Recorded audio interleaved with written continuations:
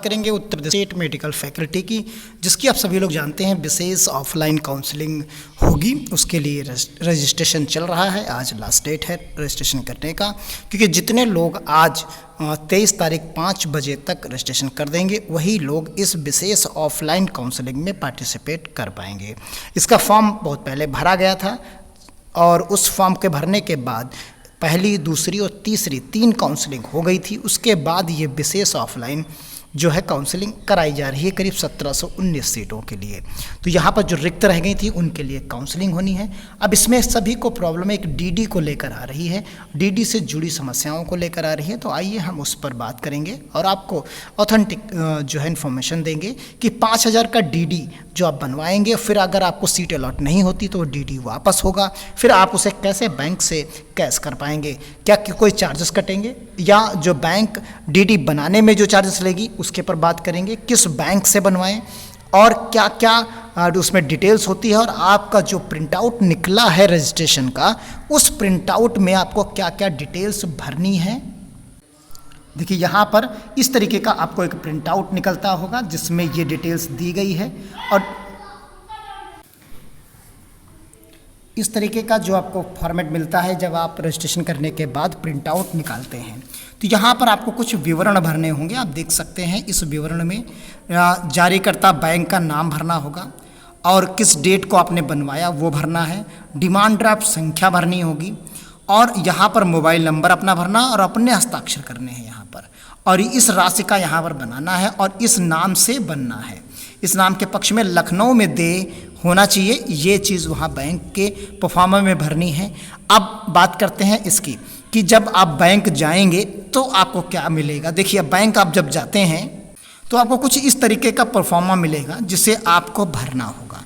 2 चीज़ें आपको यहाँ पर बहुत महत्वपूर्ण है, याद रखनी है। इसमें देखिए 2 स्लिप हैं, 2 स्लिप आपको रहेंगी। तो एक स्लिप आप देखिए यहाँ पर डॉटेड लाइन बनी हुई है, यहाँ फाड़कर आपको इधर के हिस्से की ये वापस कर दी जाएगी और ये बैंक के पास जमा हो जाती है।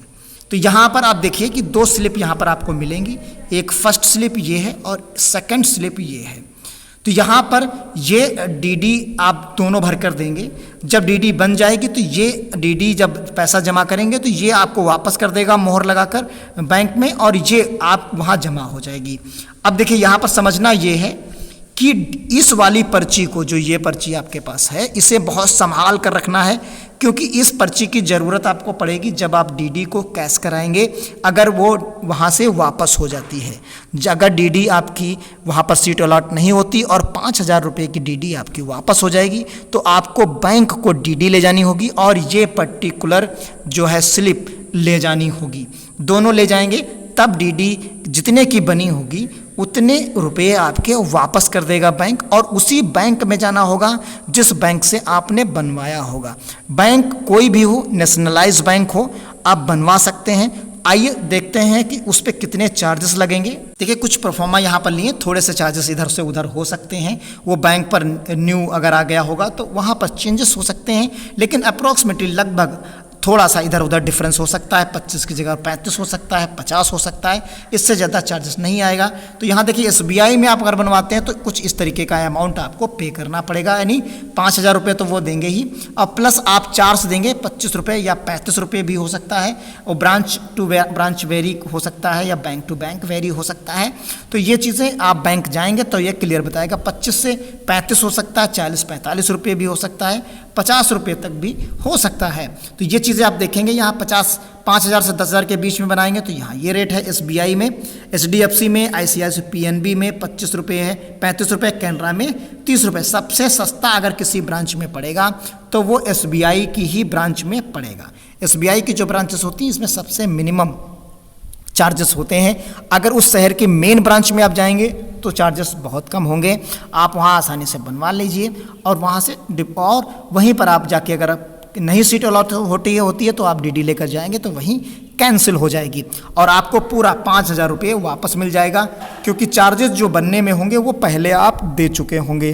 तो यहाँ किसी भी प्रकार का डाउट नहीं है कि जब डीडी वापस हो जाएगी तो हम कैसे उसे कैश करेंगे। तो कैश आप आसानी से कर लेंगे, उसे जाकर वहीं ब्रांच में वापस करेंगे, कैंसिलेशन का फॉर्म भरेंगे और डीडी आपका जमा हो जाएगा और पैसा आपको वापस मिल जाएगा।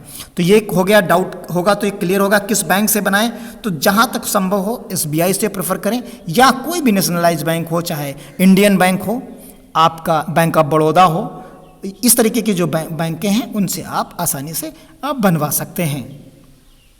DD का एक नमूना हम आपको यहाँ पर दिखा रहे हैं। आप देख सकते हैं यहाँ पर DD का जो नमूना है वो इस तरीके का हमने एक परफॉर्मा यहाँ पर लिया है। अब देखिए यहाँ पर टोटल अमाउंट लिखा होगा, जिस अमाउंट का यहाँ पर बना होगा। DD यहाँ 5000 आप में लिखा होगा। ये यहाँ पर DD नंबर है जो कि आपको फॉर्म पर भरना है, और किस डेट को ये बना है वो डेट यहाँ पर मेंशन की गई है। बैंक कौन सी है वो यहाँ पर लिखी गई है। ब्रांच भी आपको यहीं पर लिखी मिलती है, इसी जगह पर किस ब्रांच में बनी है, ब्रांच बैंक का नाम यहाँ पर, और किसके नाम बना है वो यहाँ पर लिखेगा, और यहाँ शब्दों में भी आपका लिखा हुआ होता है। तो आप चीज़ों को समझ गए। इधर का जो नंबर होता है जो हमने बताया वही DD नंबर होता है। तो क्लियर, आप चीज़ों को समझ गए होंगे। वही चीज़ें आपको यहाँ पर आप भरनी है। आसानी से आप कोई भी देख सकते हैं। DD नंबर आपको इस तरीके का होगा। तो यहाँ पर ये कैनरा बैंक का है, तो यहाँ पर आपको यहाँ DD नंबर मिलता है। आप देख सकते हैं प्रवेश प्रक्रिया पूर्व संबंधी हाई स्कूल के अंक पत्र, और यहाँ पर आप देखेंगे कि ये सारे प्रमाण पत्र आपको ले जाने होते हैं। अब आप पूर्णतया समझ गए होंगे कि आपको यहाँ क्या भरना है। ये जो विवरण है उसके बारे में जो समस्याएं थी वो आप समझ गए होंगे। तो यानी जो DD बनवाने में एक्स्ट्रा चार्ज बैंक लेगा बस वही लगेगा। बाकी आप DD अगर वापस हो जाएगी, वहाँ से आपको सीट नहीं मिलेगी, तो आप बैंक जाकर उसे वापस पैसा अपना ले सकते हैं, DD जमा कर सकते हैं।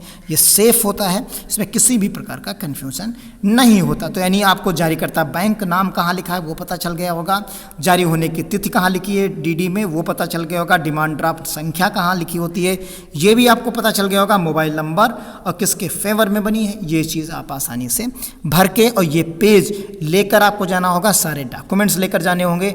वो डेट जो है अभी मेंशन की जाएगी, आज के बाद कल या परसों में किसी दिन वो डेट आ सकती है, तो हम आपको अवगत कराएंगे, और उस डेट में आप जाएंगे। लखनऊ में ही किसी सेंटर पर, किसी स्थान पर वो ऑफलाइन काउंसलिंग होगी। कहाँ होगी ये नोटिफिकेशन में अगले बताया जाएगा। तो उम्मीद करते हैं आप चीज़ों को प्रॉपर वे में समझ गए होंगे। जो डाउट्स आपके दिमाग में DD को लेकर होंगे वो शायद सारे के सारे समाप्त हो चुके होंगे, अगर आपने पूरा वीडियो सही से देखा होगा।